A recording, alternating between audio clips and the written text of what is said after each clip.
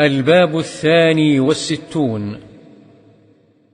باب الإيثار والمواساة. وعن أبي هريرة رضي الله عنه قال: جاء رجل إلى النبي صلى الله عليه وسلم فقال: إني مجهود، فأرسل إلى بعض نسائه فقالت: والذي بعثك بالحق ما عندي إلا ماء. ثم أرسل إلى أخرى فقالت مثل ذلك، حتى قلن كلهن مثل ذلك: لا والذي بعثك بالحق ما عندي إلا ماء. فقال النبي صلى الله عليه وسلم: من يضيف هذا الليلة؟ فقال رجل من الأنصار: أنا يا رسول الله. فانطلق به إلى رحله فقال لامرأته: أكرمي ضيف رسول الله. وفي رواية قال لامرأته: هل عندك شيء؟ فقالت: لا، إلا قوت صبياني. قال: فعلليهم بشيء، وإذا أرادوا العشاء فنوميهم، وإذا دخل ضيفنا فأطفئ السراج، وأريه أنا نأكل. فقعدوا وأكل الضيف وباتا طاويين.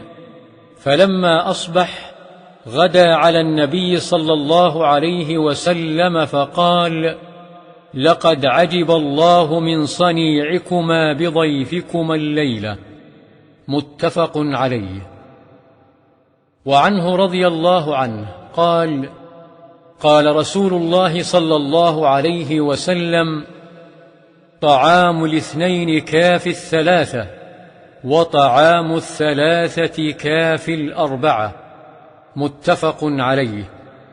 وفي رواية لمسلم عن جابر رضي الله عنه عن النبي صلى الله عليه وسلم قال: طعام الواحد يكفي الاثنين، وطعام الاثنين يكفي الأربعة، وطعام الأربعة يكفي الثمانية. وعن أبي سعيد الخدري رضي الله عنه قال: بينما نحن في سفر مع النبي صلى الله عليه وسلم إذ جاء رجل على راحلة له، فجعل يصرف بصره يمينا وشمالا. فقال رسول الله صلى الله عليه وسلم: من كان معه فضل ظهر فليعد به على من لا ظهر له، ومن كان له فضل من زاد فليعد به على من لا زاد له. قال: فذكر من أصناف المال ما ذكر، حتى رأينا أنه لا حق لأحد منا في فضل. رواه مسلم.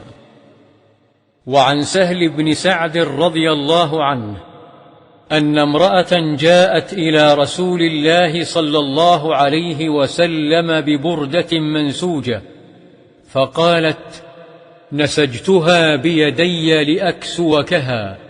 فأخذها النبي صلى الله عليه وسلم محتاجا إليها، فخرج إلينا وإنها لإزاره، فقال فلان: اكسنيها، ما أحسنها. فقال: نعم. فجلس النبي صلى الله عليه وسلم في المجلس، ثم رجع فطواها، ثم أرسل بها إليه، فقال له القوم: ما أحسنت. لبسها النبي صلى الله عليه وسلم محتاجا إليها، ثم سألته، وعلمت أنه لا يرد سائلا، فقال: إني والله ما سألته لألبسها، إنما سألته لتكون كفني. قال سهل: فكانت كفنه. رواه البخاري. وعن أبي موسى رضي الله عنه قال: قال رسول الله صلى الله عليه وسلم: إن الأشعريين إذا أرملوا في الغزو أو قل طعام عيالهم بالمدينة جمعوا ما كان عندهم في ثوب واحد، ثم اقتسموه بينهم في إناء واحد بالسوية، فهم مني وأنا منهم. متفق عليه. أرملوا فرغ زادهم أو قارب الفراغ.